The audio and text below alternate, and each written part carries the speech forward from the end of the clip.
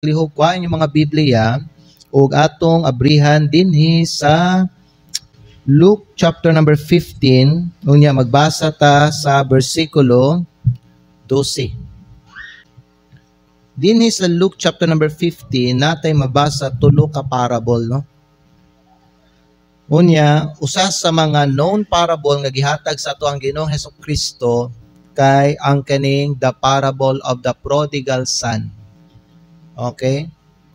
Basin nga naay mga nagsimba dinhi karon, you are spiritually like this prodigal son. So tan-awon nato karong buntang maygala kung unsa ang kinabuhi basta layo ka diha sa Ginoo. Tanawon niyo da sa Luke chapter number 15 in verse number 12. Kung naabot na mo, say amen. Okay, let's begin reading verse 11. And he said, a certain man had 2 sons, and the younger of them said to his father, Father, give me the portion of goods that falleth to me. And he divided unto them his living. And not many days after, the younger son gathered all together and took his journey into a far country, and there wasted his substance with riotous living.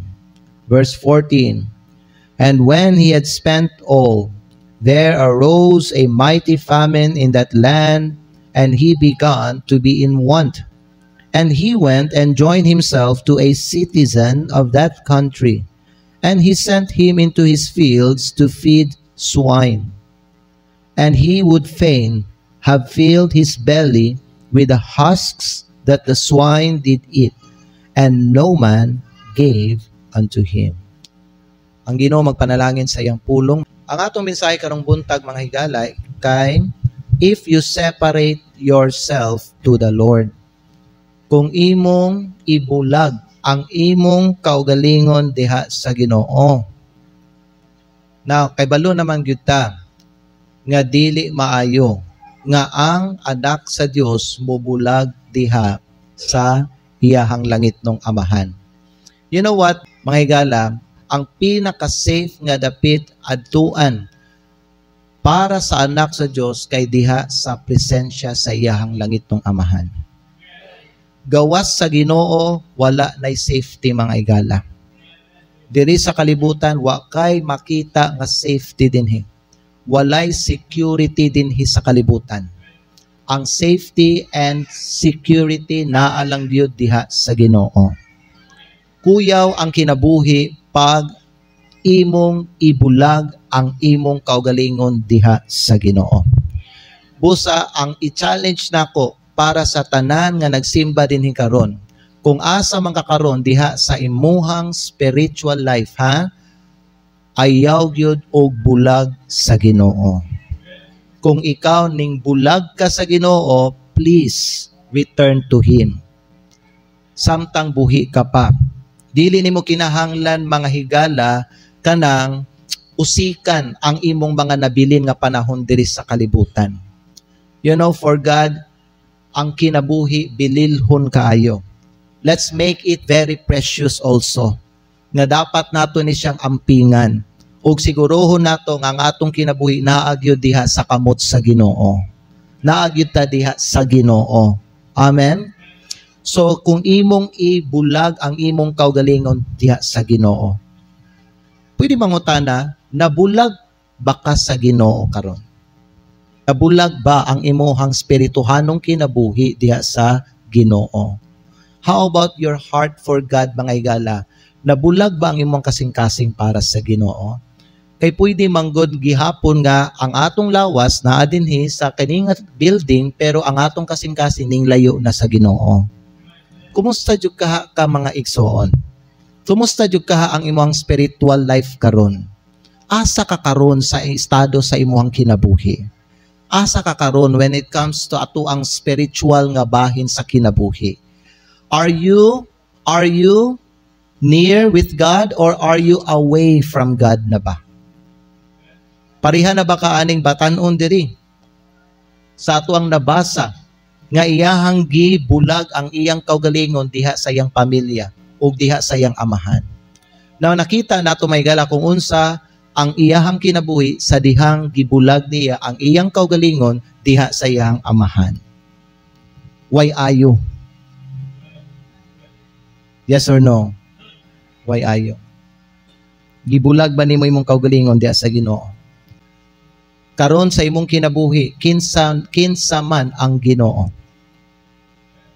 Amen. Daghan day Ginoo, pastor, daghag Ginoo. Pero isa lang ang tinuod nga Ginoo, si Hesukristo.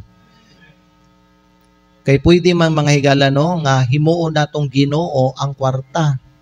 Pwede nato himuon Ginoo ang atong trabaho. Pwede nato himuon nga Ginoo ang mga tao. O kung kana ang mahimong Ginoo sa atong kinabuhi, mauna sila'y mubulag sa imuha, mupalayo sa imuha diha sa tinuod nga Ginoo. You know, we may think that we are okay spiritually, okay pa ang ato ang pakiguban sa tinuod nga Ginoo, okay pa ato ang pakiguban ang ato ang relasyon sa tinuod nga Ginoo, pero basin ang realidad mga higala kay layo na kasayahan, because you allow other people and things in this world to steal away your heart for God. Did you know nga ang taong nabulag, kaya balo ba may gala nga ang tao nabulag na siya daan sa Ginoo? Tungod kay ang tao makasasala. The Bible says, for all have sinned and come short of the glory of God. What I want you to realize this morning, mahigala, is this. Gikan na kadiha nga nalayo sa Ginoo. Okay balo ka unsa ang imuhang kahimtang sa diyang ikaw layo ka kaniadto sa Ginoo. Dili maayo ang kahimtang nato sa dihang nakabantay ta nga nalayo ta diha sa Ginoo.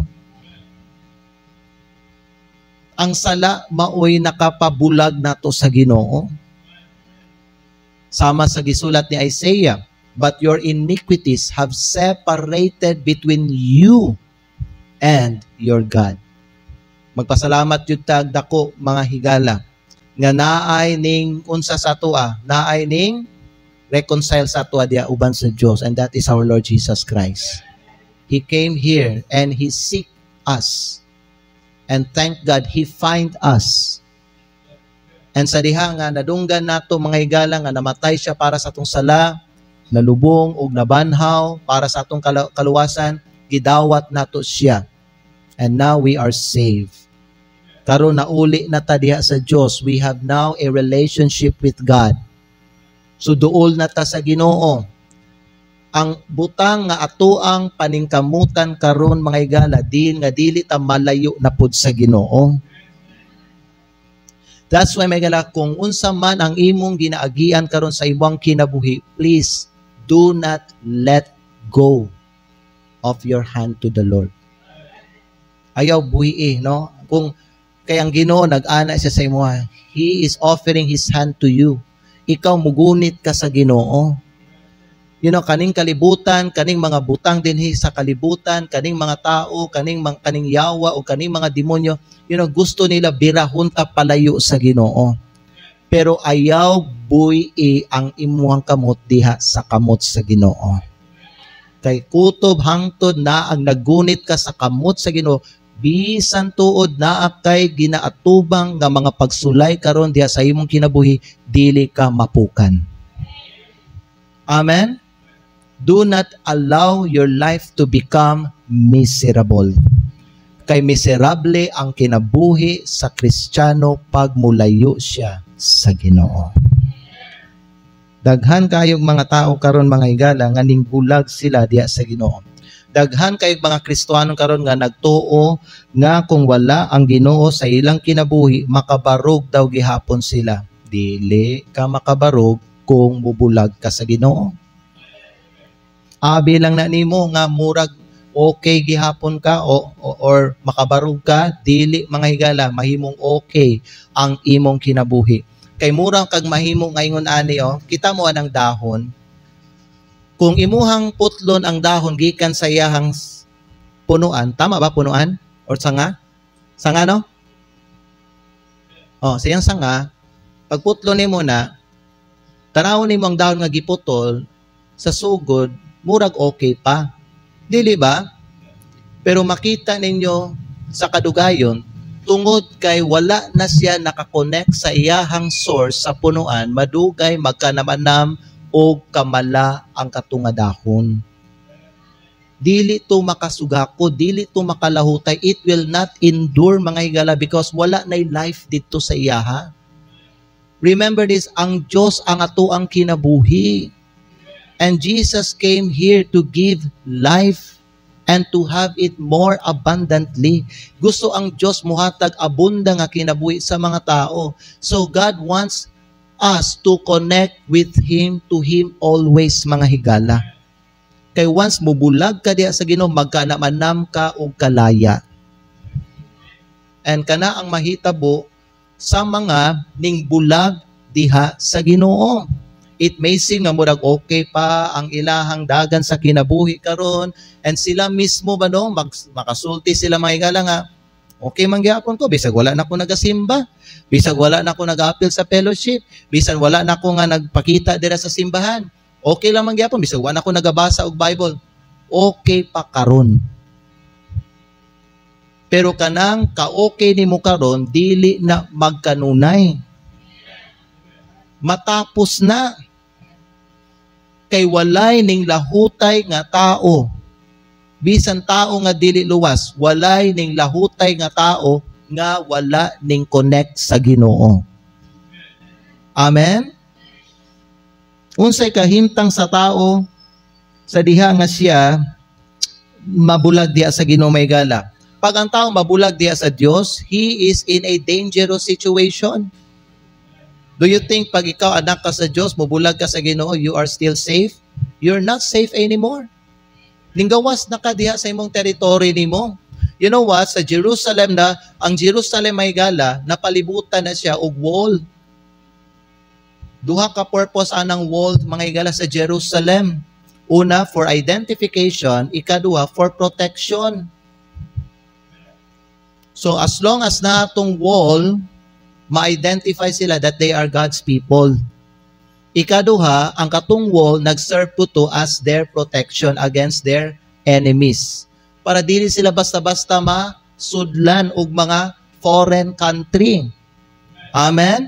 Ingon ana na, mga higala, basta kita mubulag ta diha sa Ginoo, we are out of His protection. We're not safe anymore. We are already in the territory of our enemies. Naana ka din ha, kauban na ka, you are like Samson na. You are like Lot and his family na. Amen? Kuyaw ang imuhang kinabuhi, basta naana ka din ha sa teritoryo sa imong kaaway. Kaning kalibutan, dili nato ni mga higala. Sama sa akong gisulti sa inyo, may higala, sila, giisip ta nila mga kaaway nila. Kita po dapat, isipon nato sila, nga kaaway po nato sila. Ayaw pakig higala uban sa kalibutan, kay dili ka iya sa kalibutan, iya ka sa Ginoo, o langit nun ka. Your citizenship is in heaven. Pero kung nakakapadini mo, bulag ka diya sa Ginoo, mga higala, ug mulayo ka diya sa iyang presensya, you are in a dangerous situation. Ikaduha, you are in dark situation na. Ngit-ngit na, naana ka diya sa ngit-ngit nga kahimtang. So, unsan, mawala na pud ka balik because di naman mo makita ang tama nga dalan. Amen. Again, nawala ka. And tanawan ninyo ning prodigal son din ni may galang ning bulag sa iyahang amahan ug nagkinabuhi sa iyahang kaugalingon. Dili nindot ang dagan sa iyang kinabuhi. Walay maayo nga direction ang iyang kinabuhi. Kung unsa ang iyahang gusto buhaton, buhaton niya. But he end up losing everything, mga higala. Kaya nga naman, pag walay Ginoo diha sa imong kinabuhi o kung ikaw magpalayo ka diha sa Ginoo, walay laing motudlo sa imuha sa tama nga dalan kundili ang imuhang kaugalingon, ang imong kasing-kasing o ang imong hunahuna. Unya mahimong hiwi ang dagan sa imong kinabuhi. You will be in dark situation. And then ikatulo, pag ang tao mo bulag diya sa Ginoo, naa siya sa deadly situation. Mao na nga kung dili gina mubalik ang Kristohanon sa Ginoo, madugay, maguba gina, mawasak gina yang kinabuhi. Amen. Ang Dios lang may makapalig-on sa imong kinabuhi. Siya ray makatukod sa imong kinabuhi nimo. Sige yung sa Bible, unless the Lord build the house, dili ba? They labor in vain, maigala. Ang Diyos ang makatukod sa tuang kinabuhi nato. Mahimong huyang ang imuhang kinabuhi, weak ang imuhang kinabuhi, ang imong pundasyon sa imuhang kinabuhi kung ikaw magpalayo ka diha sa Dios. Amen ba? I-abri niyo mga Biblia in Psalm chapter number 73. Unya, tanaw na to in verse number 27 and 28. And here's what the Bible says, according to the psalmist, nagsulti siya ingon ani mga higala. In verse number 27, for lo, they that are far from thee shall perish. Thou hast destroyed all them that go a whoring from thee. But it is good for me to draw near to God. What is good for us? To draw near to God. Amen? I have put my trust in the Lord God that I may declare all thy works. Kung imong ibulag ang imong kaugalingon diha sa Ginoo, kay balo baka unsay mahitabo sa imo. Number 1, according to verse 27, you will perish. Unsa man ang perish sa Bisaya? Malaglag. Amen. Kay balo ba mo nganong si Kristo mianhi diri? Aron ang tao dili malaglag. Amen? Nag-ani siya diri aron tagaan niya kinabuhing dayon ang tao. Dili para laglagon ang tao, mga higala. You know what, mga higala, paminaw mo, if you are not in a relationship with God right now, today mga higala, sultihan ta ka, kuyaw kayo na ang imuhang kinabuhi karon. Kay layo ka pa sa Ginoo. Ang tao nga dili paluwas, layo pa siya diha sa Ginoo. And kung layo ka pa diha sa Ginoo, may gala, ang presensya sa Dios wala siya diha sa imuha. O kung mamatay ka, ang imong kalag didto gyud na malaglag sa impyerno. Samtang buhi ka pa, ayaw sayangi ang chance nga mudawat ka kang Hesukristo sa imuhang kasing-kasing ug maghinulsol ka sa imuhang sala. Siguruha gyud mga higala nga maluwas ka before moabot ang imuhang oras. Amen? Kaya ang tao nga dili luwas, layo siya diya sa Ginoo. Mao na mga higala nga ang kamatayon naa pa sa iya ha. Pero pag ang tao ma-save na siya mga higala ba no, wala na second death para sa iya ha. Wala na ikaduhang kamatayon para sa iya. Kanuman mga higala, naa na siya diha sa presensya sa Ginoo. Pero pag ang tao dili paluwas, naa pa ang ikaduhang kamatayon diha sa iyang kinabuhi. Siguruha gyud nga sa di pa kakwaon sa Ginoo, maluwas ka. Siguruha nga sa di ka pa mamatay, maghinulsol na ka sa imong sala. O magdawat na ka kang Hesukristo. Because this is what the Lord Jesus said in John chapter 8 in verse number 24. Iabrin yung mga Biblia sa Juan kapitulo 8 versikulo 24. And in this verse, nag-ingon ang ato ang Ginoong Hesukristo sa versikulo 24. John chapter 18 verse number 24, I said therefore unto you that ye shall die in your sins. For if ye believe not that I am He, ye shall die in your sins. Pag dili nimo i-acknowledge si Jesucristo nga manluluwas o Ginoo sa imong kinabuhi, according to our Lord Jesus Christ, mamatay ka diha sa imong sala. You will be separated forever and ever in the presence of God, mga higala. Kuyaw ang kinabuhi basta layo diya sa Dios, because according sa gisulat o giingon sa psalmist diri, ang tao nga mabulag diha sa Ginoo malaglag. He will perish. You know, daghan kay mga tao karon kumpiyansa lang kayo sila sa ilahang kinabuhi. They never thought about this, mga higala. Pero karon nga naa ka dinhi sa simbahan, paghuna-huna ani. nga kung ikaw wala ka pay relasyon diha uban sa Dios Amahan, kanang imuhang kalag malaglag na sa impyerno.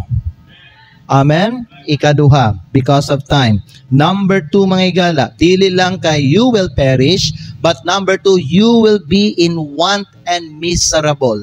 You know what, mga higala? Ang importante ba no, nga bisan dili ka dato o milyonaryo, gitagbo sa Ginoo ang tanan nimong mga panginahanglan. You know, it doesn't have to be kanang ang tao madato gid siya para maging happy siya. Ang tao kinahanglan magpaduol lang siya sa Ginoo aron magmalipayon siya. Magpaduol lang ka sa Ginoo and everything that you need in life will be provided. Amen. Kay walay ta paminaw, walay Kristohanon nga nagpaduol diya sa Ginoo nga nagkulang siya sa iyahang sa iyahang provision, mga igsoon, sa iyang mga panginahanglan. Tanan nga gikinahanglan niya gitagbo sa Ginoo. In fact, ang kadaghanan ninyo diri makatestify kung giunsa ka pag-take care sa Ginoo. Kung giunsa niya pag-provide ang imuhang needs. You know what? Even until now in our time, ang Diyos siya ang atoang Jehovah Jireh. The Lord that provides. Dili man ka dato, wala man kay mga high-end nga mga sakyanan. Dili siguro ka dagag kwarta, pero giatiman ka sa Ginoo. Because that is His promise for His people that He will never leave us nor forsake us. Pero pag ikaw mubulag ka diya sa Ginoo, even if you have a job, even if you have a nice business, mga higala, your life will be miserable. Your life will never be happy. And you will never be peaceful. Kay ang Diyos ang tag-iya anang kalinaw o kalipay o siya pud ang tag-iya anang mga panalangin. Without His presence in our life, we will never enjoy those things. Amen. And pwede ninyo pangutanon ang mga unsaved nga mga dato nga mga tao may kung nagmalipayon ba sila sa ilang kinabuhi. Nga bisan kwartahan sila, dato sila, kumpleto sila gamit, na sila inindot ng mga sakyanan, dagko sila mga balay, they even have mansions, mga higala. Pangutana sila, mga higala, kung malipayon ba gyud sila nga wala ang Ginoo sa ilang kinabuhi. Kay sila na mismo ang musulti sa inyo ha, nga dili sila malipayon, kay naay kulang diya sa ilang kinabuhi. Because what the world needs is not really money, it's the Savior, mga higala. Ang Ginoo ang manluluwas, ang gikinahanglan. That's what the people needs. Dili kwarta. You know what? Bisag wa kay kwarta, pero kung naa lang kay Ginoo, malipayon ka. Pero pag ikaw mubulag ka diya sa Ginoo, you will be in want. May kulang diha sa imong kinabuhi, and your life will become miserable. Nganong mahimong miserable kay dili na ka magmalinawon sa imong kinabuhi. Amen. You know, magtanaw ta ni David, why is it, may gala, nga satisfied ang life ni David? Why is it, may gala, nga kanang malinawon iyang kalag, mga gala, bisan tuod na ay mga problema nagpalibot sa iya o nagukod sa iya, mga gala.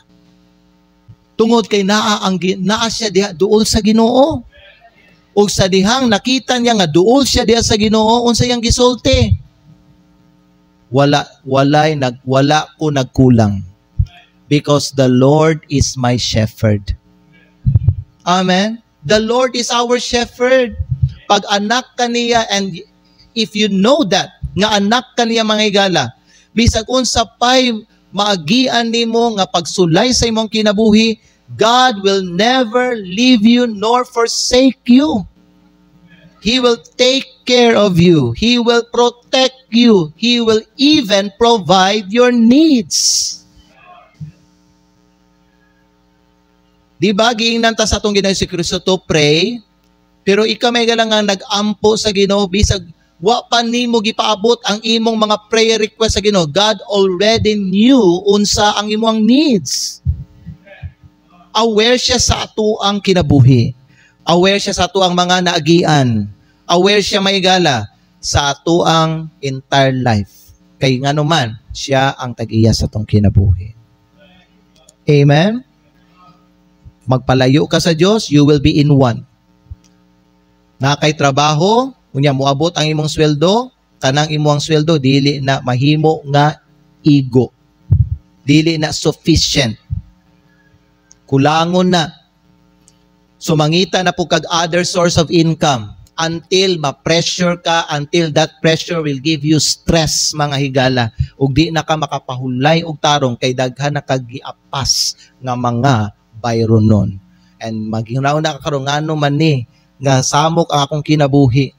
Dili makuan, matagbo ang mga needs. Well, basin mga higala nga naay problema sa imong relasyon diya sa Ginoo, nagpalayo ka sa iyaha. Pero pastor, nagasimba mangyapon ko pastor, pero basin ay problema diya sa imong kasing-kasing para sa Ginoo. Amen. Kay pwede ba nato mga higala i-pretend ang atuang kaugalingon that we are right with God, we are in good fellowship with God. Kay nga naman, daluhon man nato niya itong lawas diri sa simbahan o ang uban nga mga tao makakita man sa tua. But sama sa gingon sa itong Ginoong Jesucristo, our heart is far from Him. Amen? Amen? Ikatulo, kaniyang katapusan, ikatulo, you will wither and not bear fruit. Pag imong ipalayo ang imong kaugalingon diha sa Ginoo, magmalaka. Malaya ka ug di na ka magbunga. Now, basahon na nato mga higala ang Biblia in John chapter number 15. John chapter number 15. Unya, tanawan ninyo sa bersikulo 4. Nagingon ang pulong sa Dios diri sa John chapter number 15 in verse number 4. Jesus said, "Pabilin dinhi kanako." Unsa ang iyahang gimando sa atua? Ano ang kanyang utos sa atin?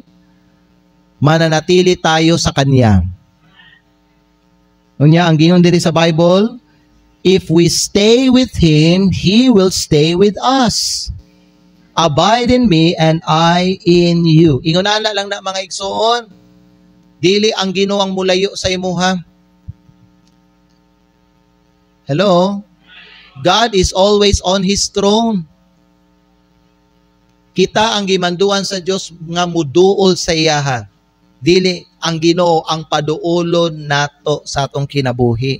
Kana magampo ta nga Ginoo, duol sa akong kinabuhi. Mali na nga prayer. Ngano ang Ginoo ipaduolon nimo diha sa imong kinabuhi? Ikaw ang muduol sa Ginoo. Ngano ikaw ang naay panginahanglan, dili ang Ginoo. Bisag wala ka mga higala, ang Ginoo kompleto gyapon. Pero kita naay kakulangon nato, naay mga kulang sa atong life nato. So if nakita nato, naatanan sa Ginoo ang supplies, naatanan sa Ginoo ang mga resources, naatanan diya sa Ginoo ang tanan nga gikinahanglan nato, kita muduol sa iyahan. Dili ang Ginoo ang paduolo nato sa atoa. Amen? Gingon di sa Ginoo, abide in me and I in you. Tanawa. The Bible says, as the branch cannot bear fruit of itself. Do you understand that phrase, church members? The branch cannot bear fruit of itself. What does that mean? Sultian ta mo ingon ani. Ang buti pa sa butana, dili nimo matabangan ang imong kaugalingon kung layo ka sa Ginoo. You cannot stand by yourself without God in your life. Amen? So ayaw mo mag-assume or mag-presume nga unsa makatindog ka bisan wala ang Ginoo sa imuha. Tanan nga naa sa imuha karon hatag na sa Ginoo sa imuha. Pero pag wala ka niya gitagaan, wala kay mabuhat in tawon. Kaysa diha nga nataw ka dinhi sa yuta, wala kay gibit-bit. Sama sa gingon ni Job, naked came I out of my mother's womb. So pag naay ni abot sa atong kinabuhi, it is all the blessings from God. Amen. In your life, always acknowledge Him because He is the giver of your life. Amen. The branch cannot bear fruit of itself. You cannot produce fruit sa imuhang kaugalingon. You cannot produce a blessing sa imuhang kaugalingon. Ang blesser ang Dios. Siya ang nagahatag og kanang biyaya. Siya ang nagahatag og favor, mga higala. Siya ang nagahatag grace. Siya ang nagahatag provision. Siya ang nagahatag mga resources. Amen. That's why in our life, dili nato kalimtan ang Ginoo. Because it is He that gives us power to get wealth. Amen ba? Recognize the Lord in your life. Kung unsa ka karon ug asa ka karon o unsay naabot nimo karon, kung ning dagaya ka karon o ning successful ka karon sa imong kinabuhi, mga higala, remember it is all because of Him. It is all because of the Lord. Gikaluy-an ka sa Dios. Mao na gitagaan kanya grasya. Amen. Pero kung wala siya gihatag sa imuha, do you think, mga higala, maabot nimo unsay naabot nimo karon? Dili. Amen? Kung ibulag nimo imong kaugalingon diha sa Ginoo, you will wither. Malaya ka and you will not bear fruit. It means pag Christian ka, spiritually speaking, no matter what you do with your life, it will not prosper and succeed. Basin mo successful siya in the eyes of the world, mga higala, paminaw sa mata sa kalibutan, pero may gala, it will not last. Amen. So ang challenge, mga higala, is this. Ang challenge sa Diyos para sa atuang tanan is draw nigh to God. That's the challenge. Will you draw yourself near to the Lord this morning? Asa ka karon, mga higala, ning one step back baka away sa presensya sa Ginoo karon diha sa imong kinabuhi? Ang giyon sa pulong sa Dios, draw nigh to God. Amen. Because you cannot bear fruit sa imong kaugalingon nimo. Tanawan na ibalik sa John 15, may gala, in verse number 4. Abide in me and I in you, as the branch cannot bear fruit of itself, gawas lang except it abide in the vine. No more can ye, except ye abide in me. Verse number 5.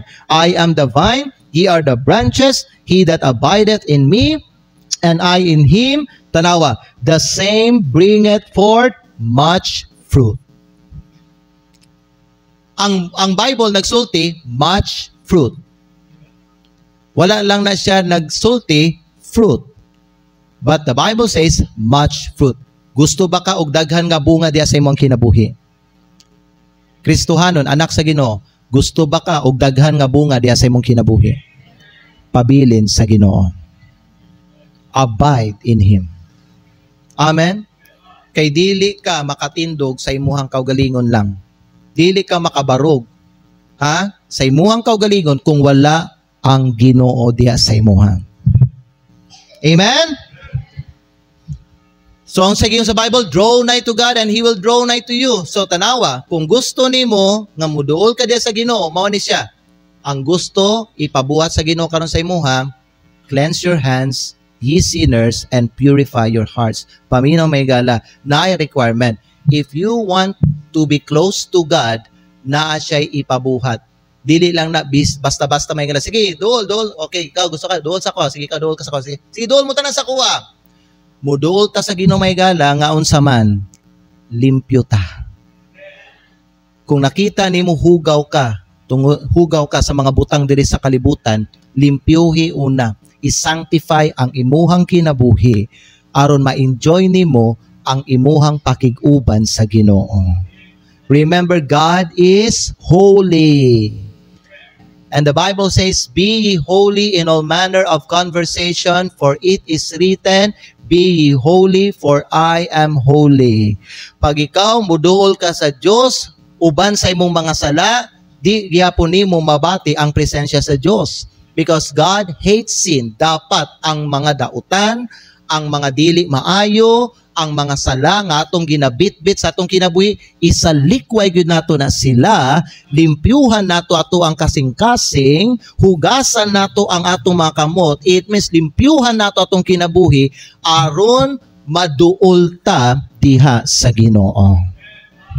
Dili pwede mga higala, moingon ka, muduol ko sa Ginoo, pero naapagyapon ang sala, wala nimo gi-repent.